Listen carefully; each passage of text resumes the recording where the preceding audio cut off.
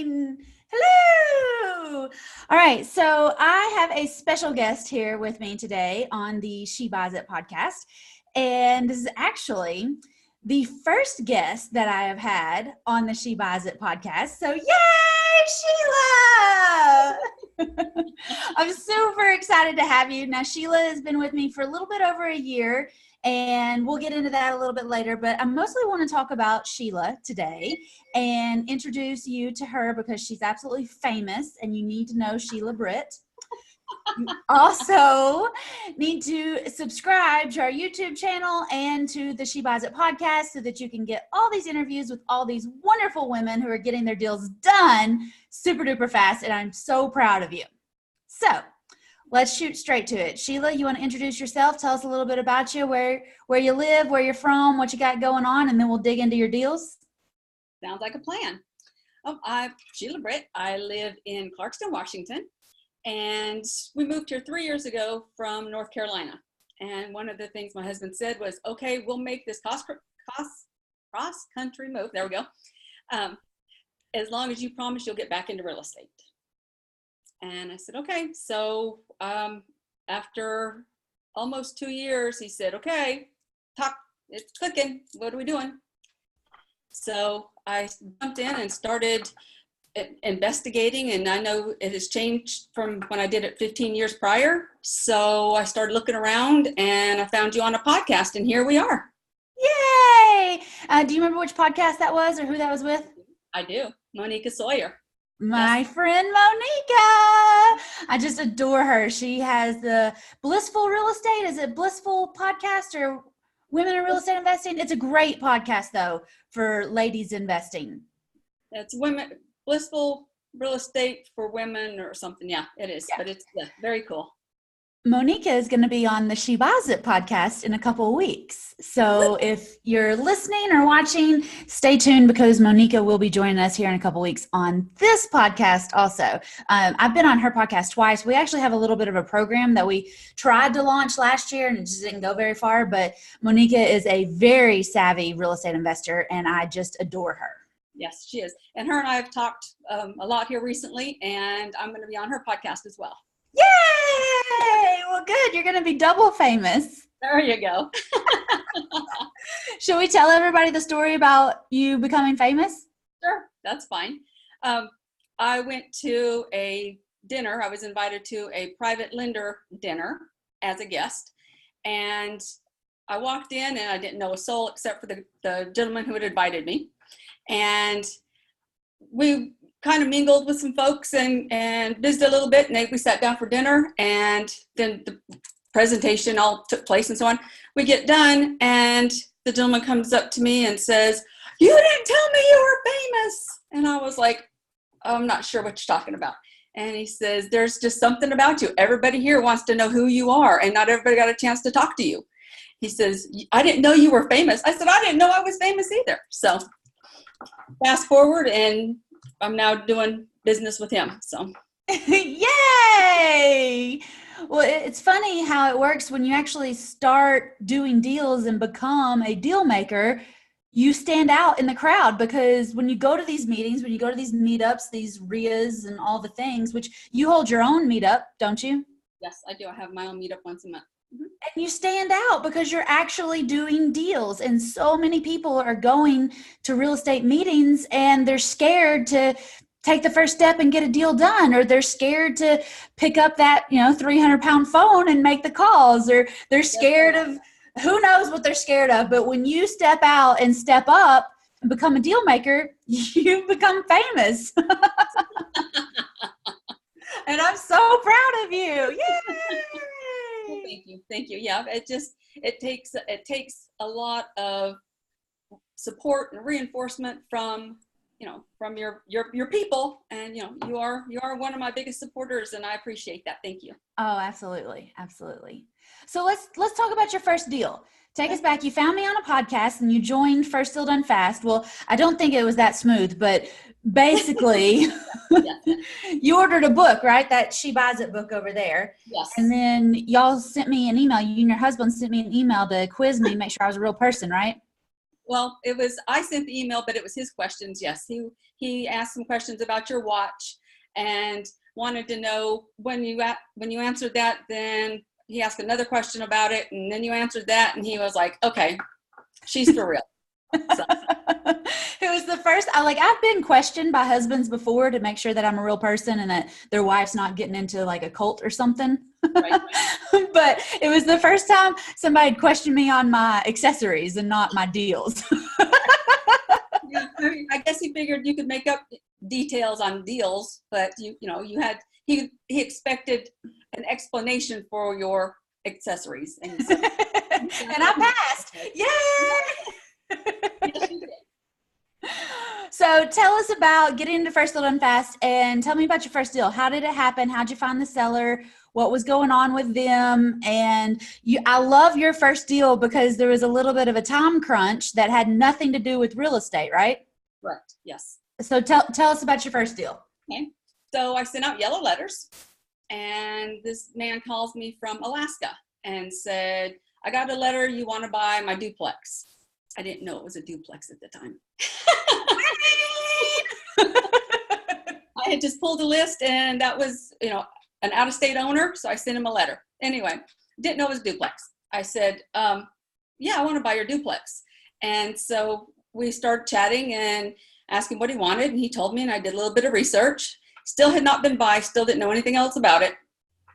And we agreed upon a number. And so I thought, maybe I need to see this thing. So I went over, and I had actually already started advertising it on Craigslist because I knew I was going to wholesale it. And so my first time seeing this property was when I was meeting my wholesale buyer. Wait a second. Hold on just a second. You're telling me you sent a letter to a stranger. They called you back. You agreed on a purchase price. You hadn't seen the property, so you hadn't evaluated it. Had you pulled any comps or done any research, or did you have all your numbers on it, or what was that like? I was super, super, super brand new. So I knew there were comps, but I was thinking $100,000 for a duplex? That's winning. I mean, why would I not do that? So when he said $100,000, he was really motivated, and I had not done all the things yet because I wasn't sure. I wasn't sure how to do those. But I was thinking, a duplex. But his story was he was in Alaska. He wanted to move his father to Alaska. His father was here, but his father couldn't move or wouldn't move with the duplex still being in his care. He felt like he needed to be here to take care of it. And so the son, as the seller, wanted to get it sold so he could get his father moved there. Being in Alaska, they were building him a house, but they had to drill a well. And he had to be cashed out from this deal by Septemberish, August, Septemberish. So I said, okay, I can do that. And whenever I post on Craigslist, I had a gentleman call me. We met at the house, at the duplex. We got to see both units. We walked outside. I said, so what do you think? And he said, okay, you'll take it for $115. And I said, yep, that's good. So we signed the assignment contract. I took the contract I had with the seller, the assignment contract, walked across the street to the title company, gave it to them along with the contact information for both the buyer and the seller and myself to keep me in the deal. And 2 weeks later, they called and said, come pick up your check. So. Okay. This story is so amazing to me. I need more of the actual finer details because it sounds really good, but seriously? Yeah. And the only kink in this whole thing was one of the tenants was actually replacing the siding on the duplex as part of his rent to the seller. And the buyer was not at all cool with that. And he because he, to him, he was purchasing a property where he was expecting to get full rent. Well, in this 2-week time period, the dude putting on the siding moved out and didn't finish the siding, but the siding was all still on site. So the buyer, as soon as we closed, he hired somebody to go in and do the siding. But I really thought at one point I would lose this based on the fact that the guy moved out and just left the job not done. Mm-hmm. So the seller was like, well, you owe me money because that was what he was doing. I'm like, no. We're talking rent. We're not talking favors. So it was some negotiating at that point, but it wasn't anything too terribly crazy. Okay, good. So there was a hiccup. It wasn't a complete Cinderella, here's $15,000. You had one hard discussion. Yes, there was a hard discussion with the seller. The buyer, the discussion with him was, look, you saw it. You agreed to the price standing in front of it. The details are between you and the seller. I'm out. So, yes. Awesome. Okay, so if this seller was in Alaska, but his daddy was in Washington, right? Did his dad live in the duplex, or he just lived in town? He lived in town, and this was actually a deal in Idaho since I live on the border. I work in both states. Okay. Sorry. No, it's fine. It's all good. So it was an out-of-state deal, but I think it's just mostly over the river. It's not like 3 hours away. No, it's 10 minutes. Okay. From my house to the other state. So how did you get the keys? Did the dad have some keys, or did you talk to the tenants? Did they just let you in to see it, or how did that? He gave me the contact information for the tenants. So I called them and made appointments and had a schedule so that I could see both units at the same time with my buyer. What did you tell them? Hey, I'm going to be buying this place. Let me in. Yeah, well, yeah, I said, I've talked to so-and-so, your landlord, and he's wanting to sell it to me, but I need to take a look at it first. And they said, and okay. They were cool with this? Yeah, they don't care. They were on Section 8, so their rent was being paid, so it didn't matter to them. Okay. So, did your buyer specifically want something on Section 8, or what was your buyer thinking? He was okay with Section 8. Him and his wife have several rentals around town. Okay. So they're already in the Section 8 system, and so they were okay with Section 8. So when you tell the story, it sounds like it all happened really quick. How fast did this deal happen? Like from you sending the letter to the title company calling saying, hey, come get your money. Right. How long did that take? Well, from my initial, I sent the letter like June. He didn't call me until July-ish. Okay. And I collected my check on August 19th. 6 weeks. Yay!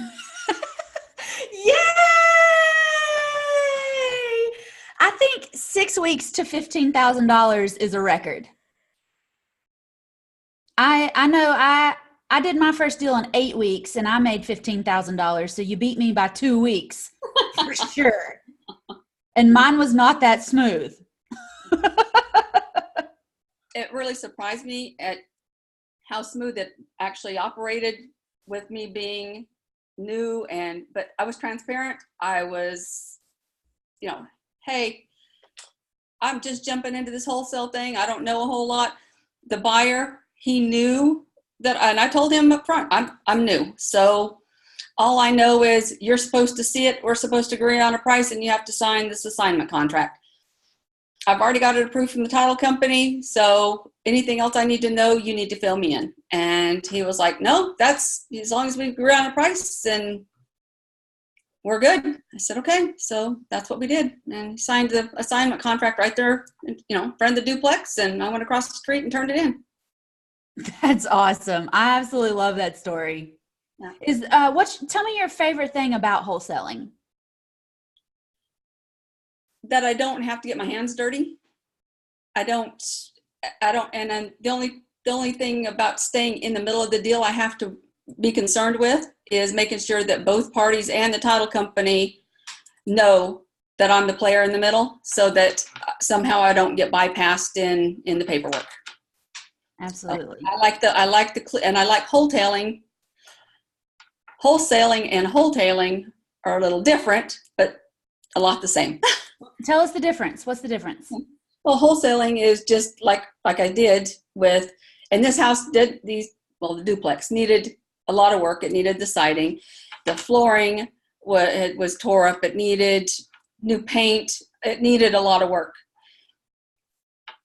Wholetailing is when a property doesn't need a lot of work and you can buy it at a wholesale price or get it under contract for the wholesale price and then sell it at retail. Absolutely. So, yeah. Awesome. Well, I'm super proud of you. That was an amazing deal. Any lessons that you learned from that deal specifically that you want everybody to know about? I think I probably could have gotten a little better deal if I had done my research and checked some comps and but not to the point of getting analysis paralysis either. I was going to say, I think your strongest suit on this deal is that you didn't overanalyze anything. You were just rolling with it, and hello, $15,000. Right. Yeah. I wouldn't beat yourself up over that. That is a really sweet payday and a really sweet deal. I would take one of those a month. Oh, yeah. And, and it's funny because I know how easy, but I mean, it was work. I'm not going to lie. It was work, but how easy it all fell into place. And that was kind of like my confirmation of I'm doing what I'm supposed to be doing. Absolutely. So. And your seller was okay with you making $15,000? Because I guess he saw that he was getting 100 and the guy was paying 115. And did he say what happens to this other 15? Nope, because I had told him up front that I was going to wholesale the property and assign it to an end buyer. And he was cool with everything, just as long as you got his well dug.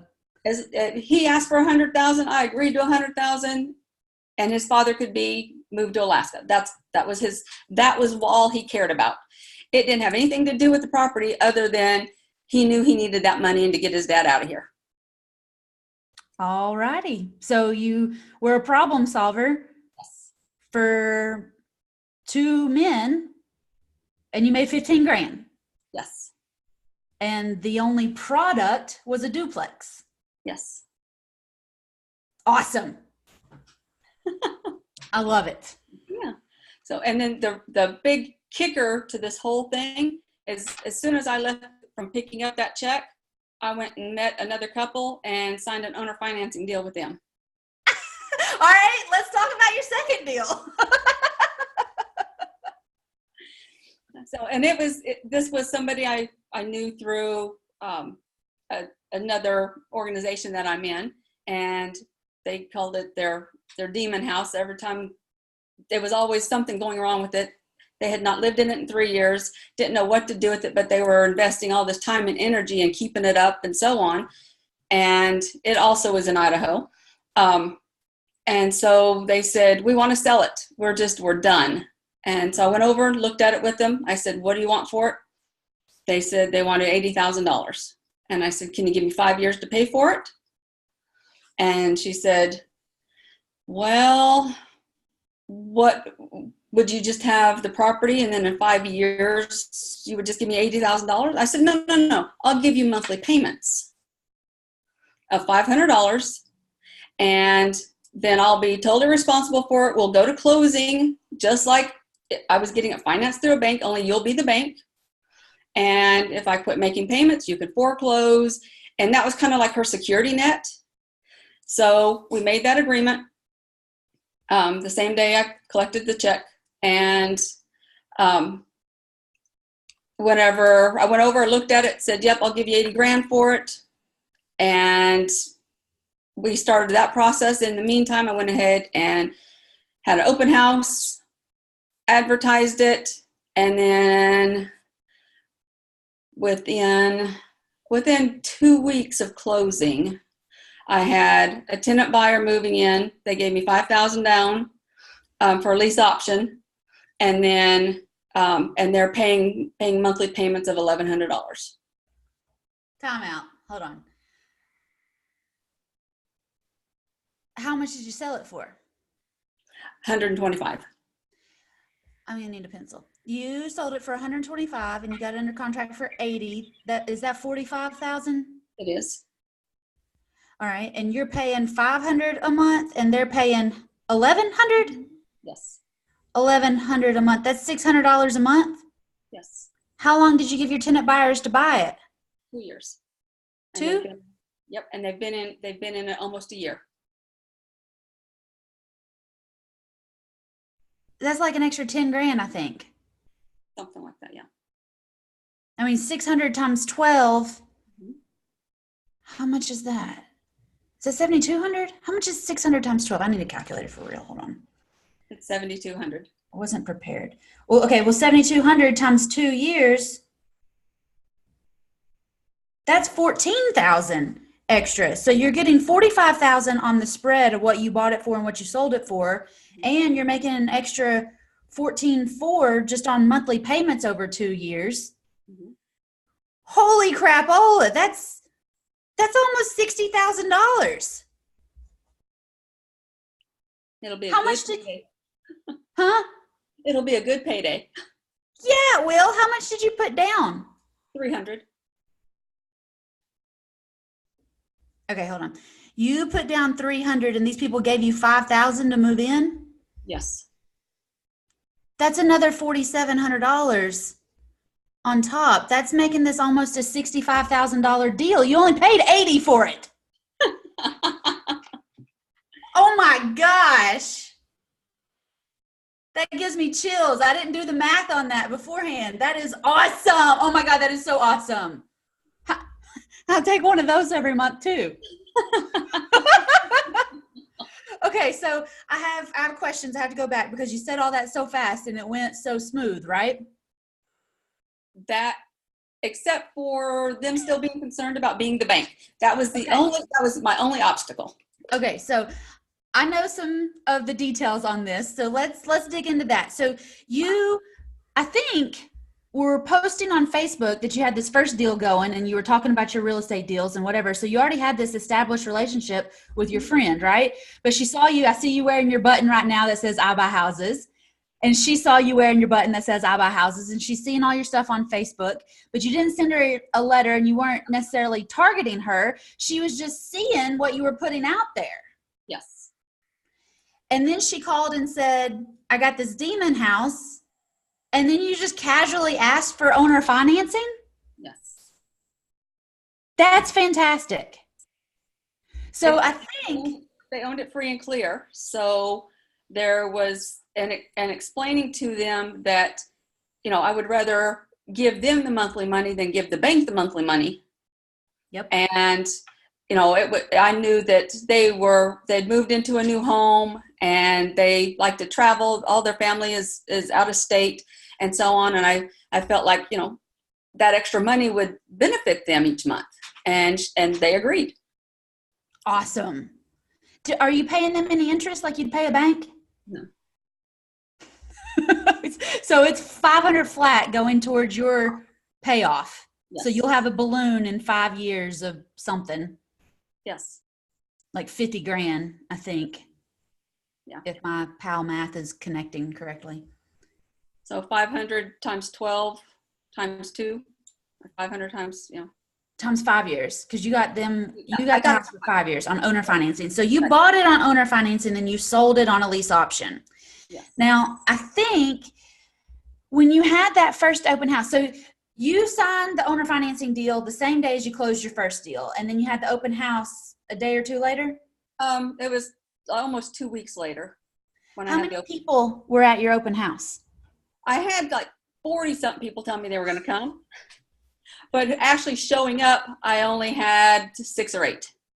Okay, but 40 people were interested. Yes. And 6 or 8 people showed up to an open house. That is still knocking it out of the park. I did yellow signs and wrote 3-bedroom, 2-bath, rent to own, $1,100 a month. And I had it on a sign because it's a corner lot. I had it on, 2 different sides. And I had people in town, because it's a very small community, calling me and saying, you're never going to rent this thing for $1,100 a month. And I said, okay. And they were concerned. And then my sellers were replacing light bulbs and doing some painting, and they just had they were still wanting to fix it up. And I kept telling them, leave it alone, leave it alone. Well, they went over and was buying light bulbs in the little general store, and got then talking to the lady and said, yeah, we're putting light bulbs in the house over on the corner. And she's like, yeah, I called that lady. She's crazy. There's nobody in this town going to pay $1,100 a month. And so then my seller called and said, the town's got some concerns. We have some concerns. Maybe you should lower the rent. I said, yeah, maybe not. I love your confidence. Like, don't tell me what I need to do. I said, I hear you. I understand. You know, I'm responsible for making the payments. It doesn't matter if, you know, I have it empty for 6 months. I'm still paying you your money each month. So that's all you need to be concerned with, is that I'm paying every month. And I have her set up that I pay them the 25th of the month, and my tenant buyer has direct deposit to me on the 1st of the month. So you float it for a couple days, but basically get out of my house and quit changing my light bulbs. Right. Yes, very much so. Go travel, go do something. Leave me alone. Let me do my thing. Right. That's awesome. So this deal, you have it owner finance, but you've sold it under lease option. Mm-hmm. What's your favorite thing about owner financing? That you're dealing with a real person, that you can do something to influence their life, enhance their life, instead of, you know, taking everything straight to the bank and being just a name on a page. I like having that relationship. You know, I make my payments every month. We still see each other socially, and you know, and she post stuff on Facebook about when somebody mentions something about needing help with their house, or, you know, wanting to get rid of something, she'll jump in and say, hey, call my friend. So. Well, I think though, there was a couple different times that she wasn't as positive on Facebook about you. Right. There was one time that she did start talking some smack about it. Wasn't even anything.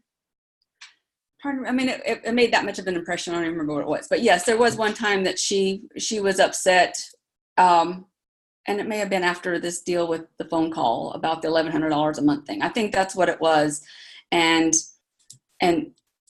we got through that.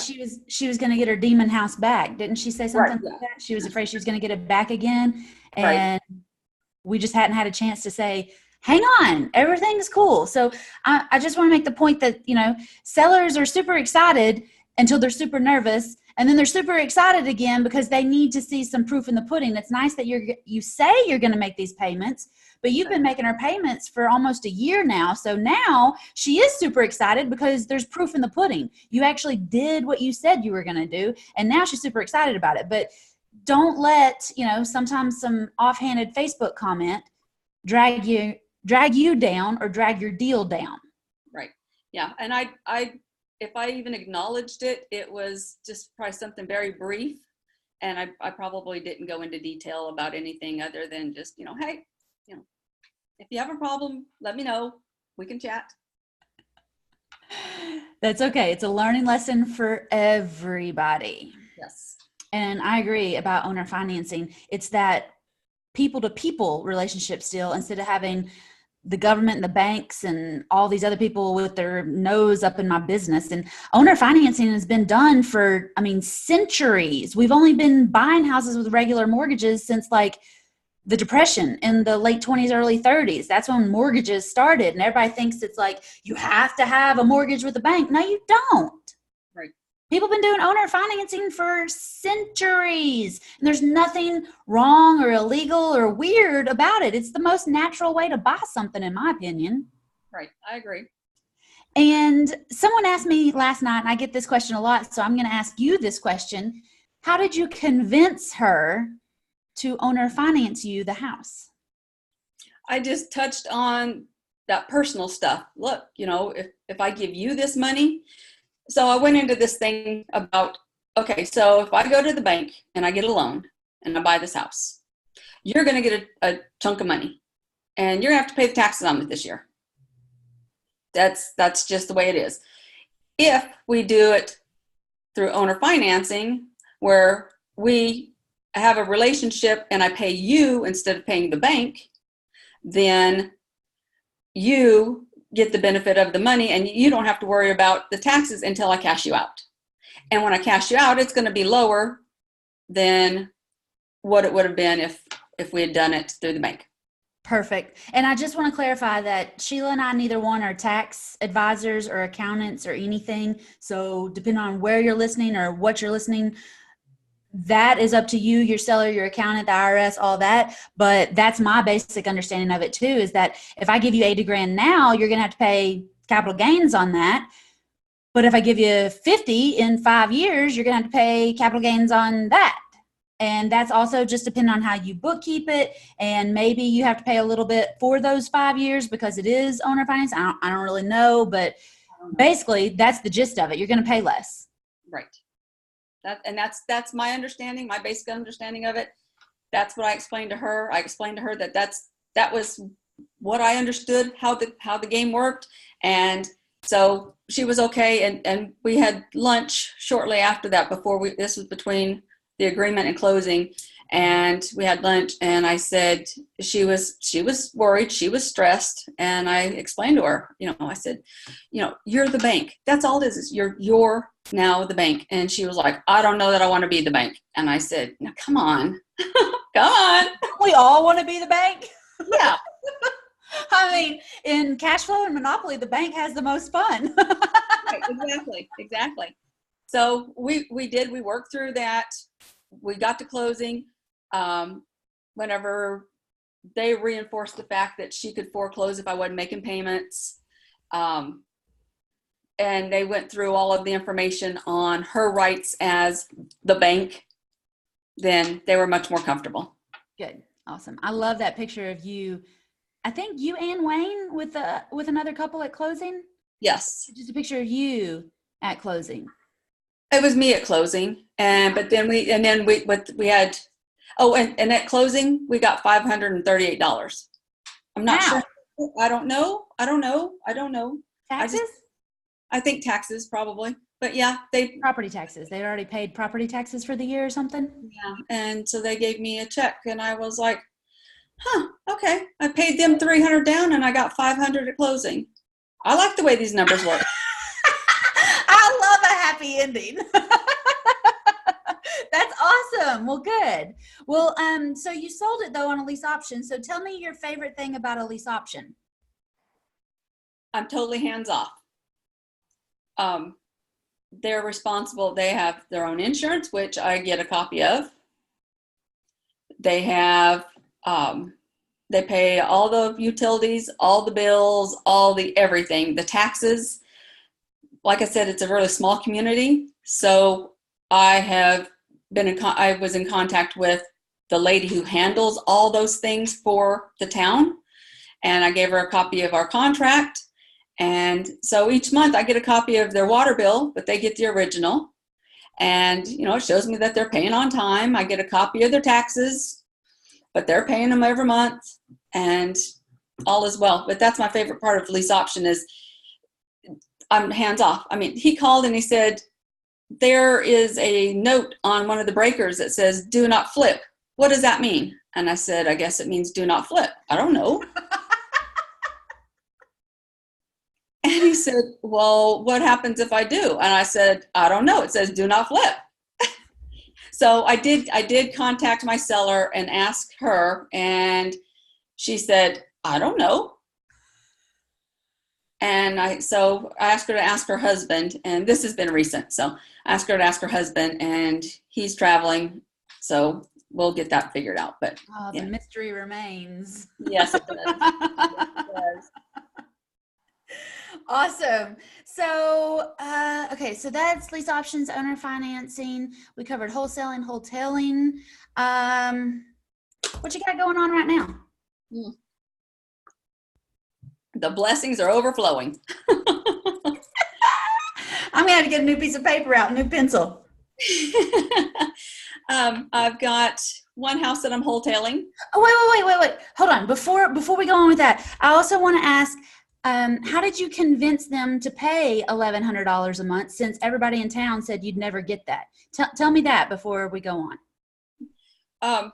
They were living in a mobile home in town, and he is a long haul truck driver. That he owns his own truck and his own business, and he needed a place to park his truck. This isn't just a house. This is a house with a man cave and a couple of sheds, and then it's got a great big shop, and it's like 5 city blocks.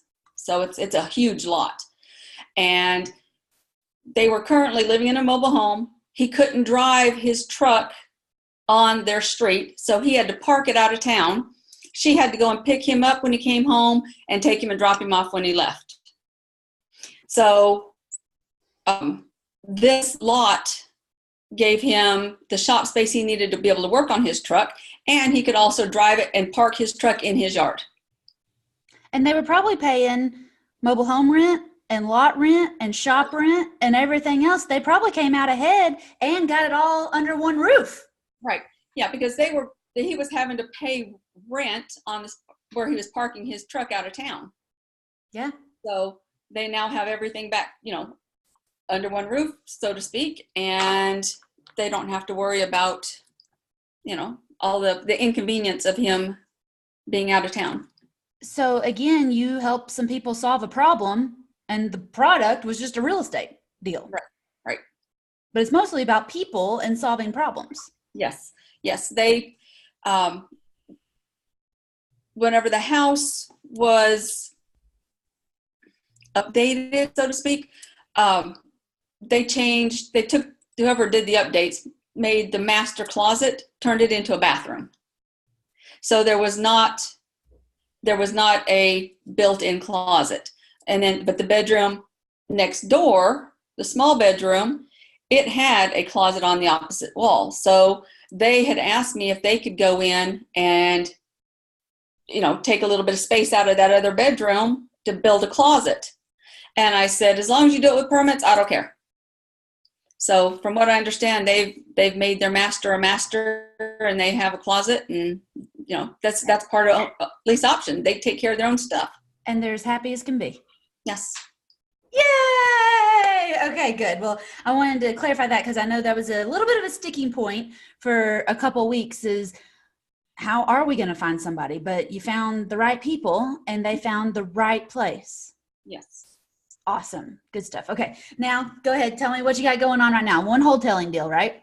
I've got the wholesaling deal. They called me. The people called me. I didn't know them. They called and said, hey, we live out of town. We've been gone for about 3 years. Our kids have been living in the house. And paying enough rent that covered the mortgage. They can't do it anymore. Their friends are moving out, and they're this and that, and what have you. So we need to sell the house. I said, okay. So I went over and looked at it, asked them what they owed on it, and they said that they wanted to sell it for what they owed, which is $168. And so I said, okay, well, what do you have to have? And they said, we just want out. We can't make the payments. We're paying rent where we're at. We need out from underneath the house. So we had an agreement until August 1st. And so on this one's a little different because I've been paying the mortgage. I've been paying their mortgage. I was going to do it for sale by owner, and I didn't have a whole lot of response. So I went ahead and listed it, which made it a wholesale deal. I haven't put any money into it. We cleaned it. That was it. We did, elbow grease. And now we have accepted an offer, and we're closing in August. Awesome. What are you selling it for? $210. $210.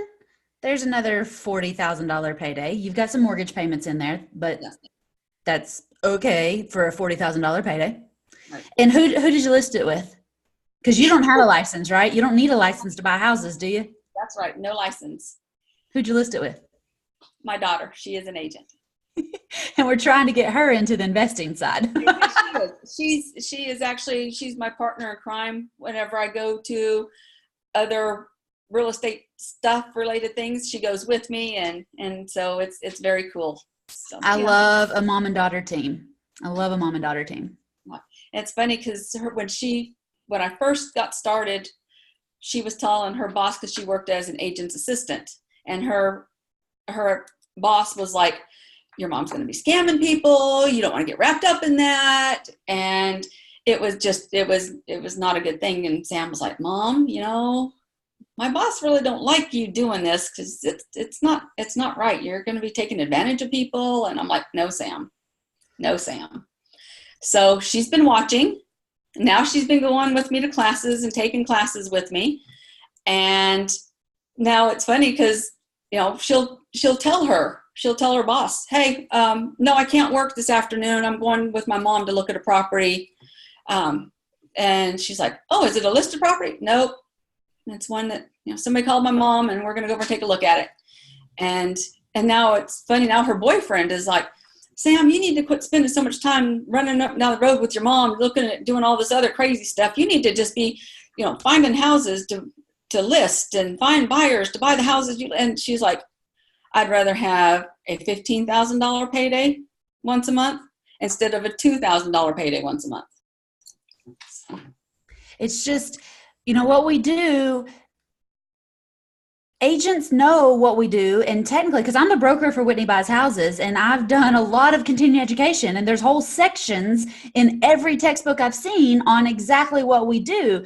But for some reason, agents are mostly living in their box and so focused on chasing their clear to close that they just kind of gloss over the creative financing section of real estate investing, and they don't dig into it, where you and I have found that sweet spot where we can get in and get some deals done and have $15,000 paydays instead of $2,000 paydays. And I don't know about you, but those 15,000s feel a lot better than twos. And all the twos are good too. We talk with ladies in First Sold and Fast that make $2,000 on wholesale fees, and I'll celebrate the fire out of that, just like a $20,000 one, because those twos still get us along. Right. There's nothing wrong with them, but when you shut yourself off and say, no, that's when I have a problem. Do your $2,000 deals, but don't limit yourself to only $2,000 deals. Keep it open where you can bring in some 15,000s, 40,000s. You got a $65,000 deal we're talking about here too. So,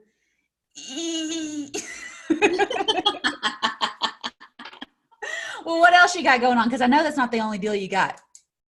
No, that's not. I'm buying a house, an auction house, and it's I won the bid on it in December 31st, and it's come to find out the seller, Wells Fargo, didn't have the deed, and so we've been fighting through that. We finally got the deed squared away this month. And I told them I needed to have till next month to get my money pulled back in and to be able to close it. So they've given me the extension till next month. So we'll be closing that next month.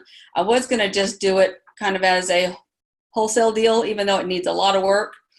But I think I'm going to go ahead and use it as a flip. And so I'll do a fix and flip on it. I've got another house that... Wait. Let's finish the auction house. You got it under contract. You're going to flip it. Right. What do you have it under contract for? It's under contract for $192,500. And you're going to self-fund this, or how are you buying that from the auction? Because at an auction, you have to have cash, right?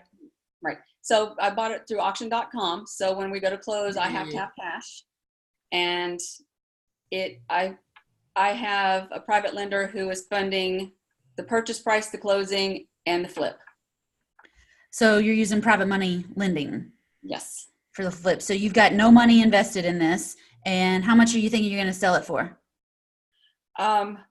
We were going to if we're going to wholesale it, we were going to wholesale it for like $220. But now that we're going to do the flip, it'll be closer to $275, $280. And that'll still be below market because it's 2 acres. That's like $80,000, and I know you're going to have some money in flip there, but at $192 to $275, that's a lot of money. So there's some good margins in there. And I want to say too that Sheila, after your first 2 deals, you joined the mastermind, right? I've got a She Buys It mastermind, and Sheila joined that. So in the mastermind, we talk about using private money and pooling other people's money and how to fix and flip houses without using your money and getting your hands dirty. Because Sheila, you used to fix and flip houses. You said, what, 15 years ago? A different lifetime ago? Different lifetime ago. Yeah. I lived in Virginia.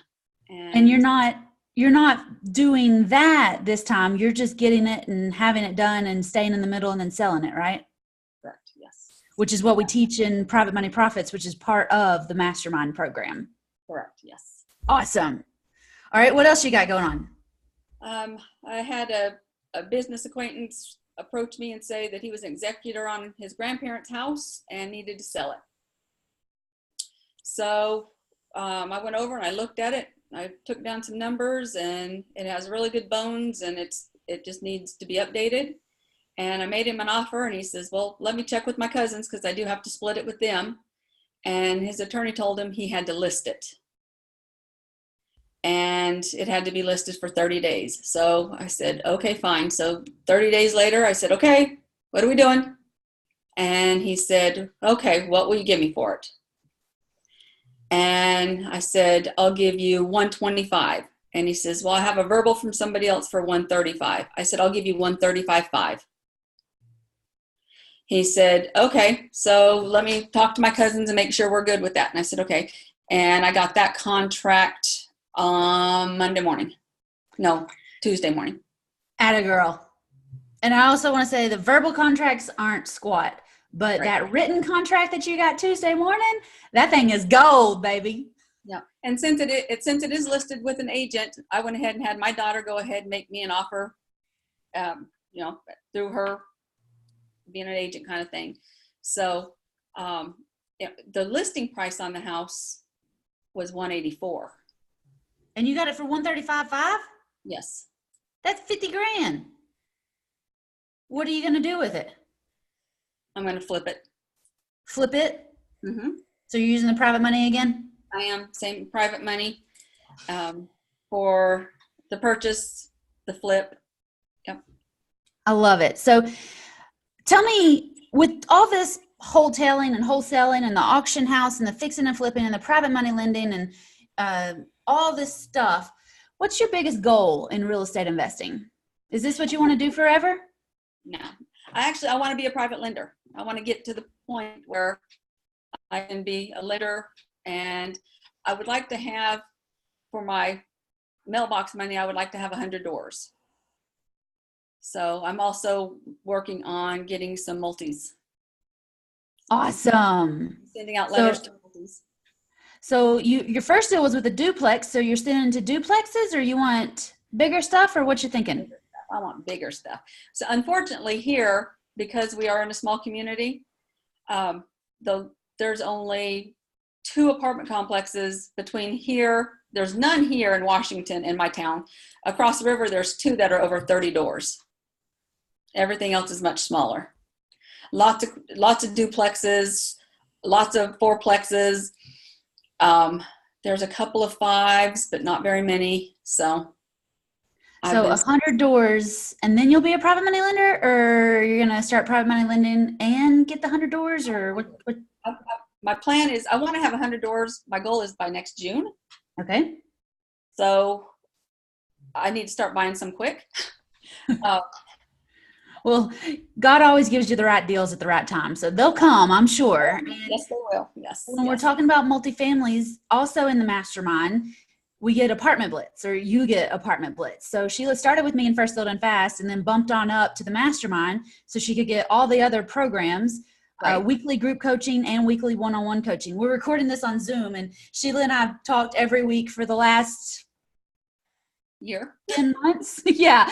On a Zoom call just like this. Yep. And that's why I've got all the dirty details on all of her deals, and I had to drag it out of her, but that's because I remember her deals and I know what she went through. And I think it's super important that we talk about the bad things and the struggles and the negative things on Facebook and the negative things from the community, because, that's the last thing I want to ask you is, what advice would you give women that are wanting to get started, and knowing that it's not always rainbows and unicorns, and there's been some tough days, and we've both cried in the kitchen floor a couple different times over these deals? And Yes.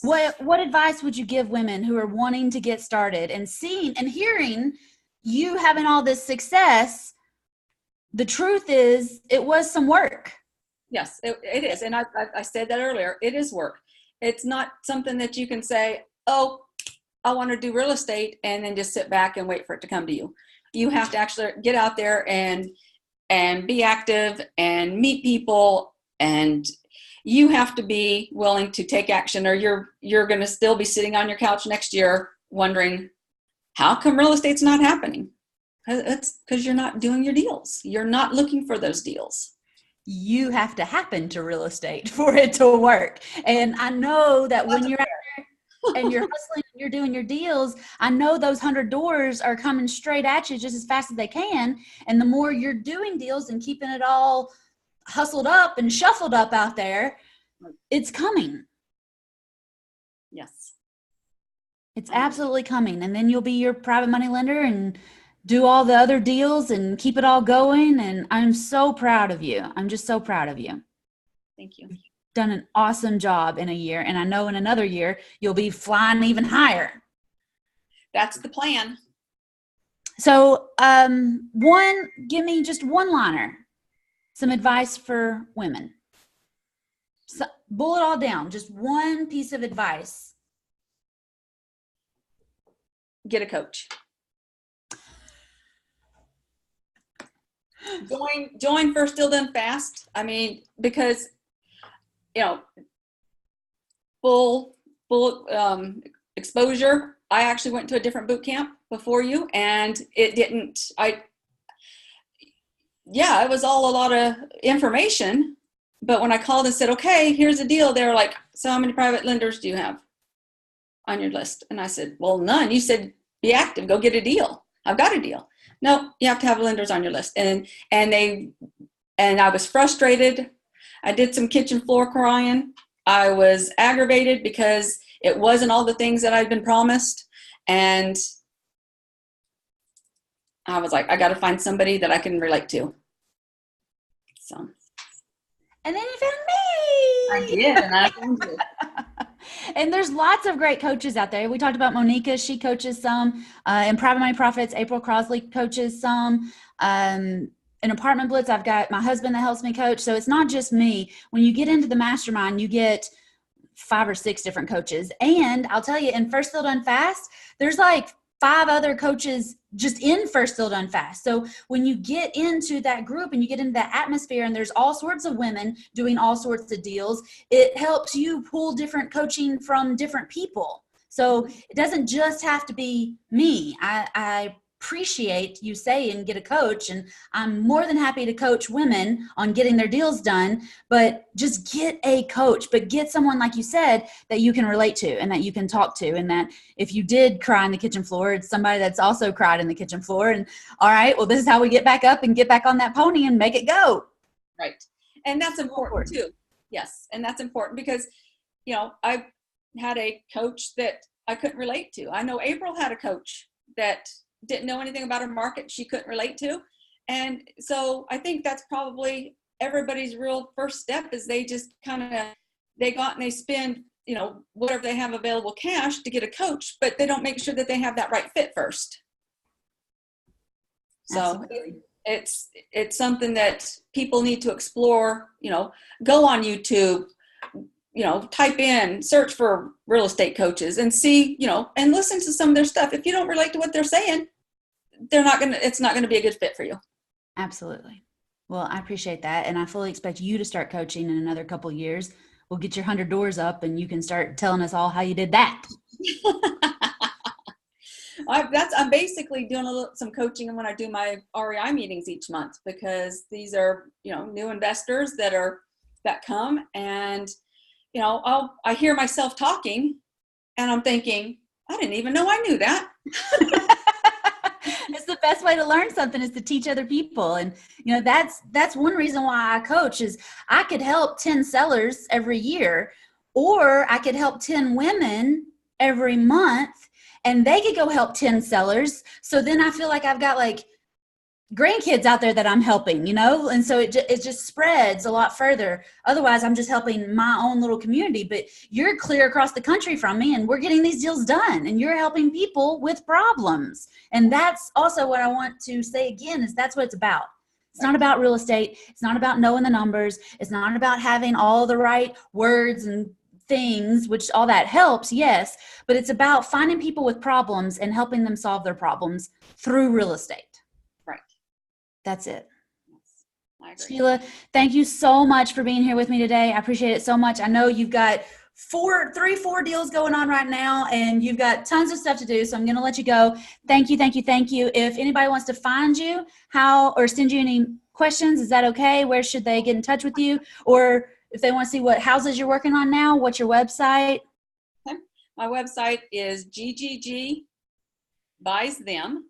So it's GGGBUYSTHEM.com. Awesome. Thank you so much. And I'll see you Tuesday, if not sooner. Thanks for having me. Thanks, Whit. Absolutely. Bye now. Bye-bye.